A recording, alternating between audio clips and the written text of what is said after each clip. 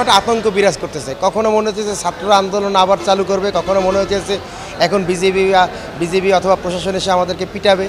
এটা মানে আমরা রাস্তাঘাটে কোনো কাজে বেরোতে গেলে আমাদের মধ্যে একটা আতঙ্ক বিরাজ, ভয় কাজ করতেছে।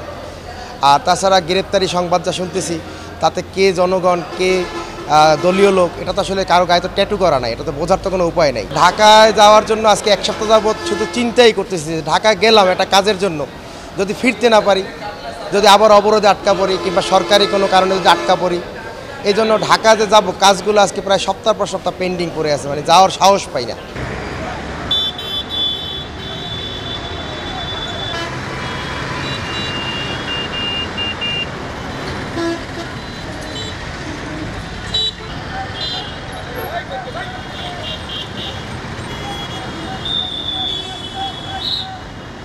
রাস্তাঘাটে চলাফেরা করতে হলে আমাদের আসলে মনের ভিতরে একটা আতঙ্ক থাকে, কখন কি পরিস্থিতি দাঁড়াইতে হয় সেটা বলা যাচ্ছে না আর কি।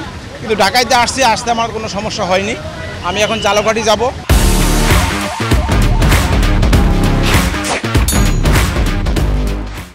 আবার ঢাকাও ব্যাক করবো 2 দিন পরে। কিন্তু যে অবস্থা দেশে সৃষ্টি হইতেছে, দুর্যোগ সবার জন্য আর কি অবস্থা খুব খারাপ আর কি, এটাই আমি বলতে চাচ্ছি।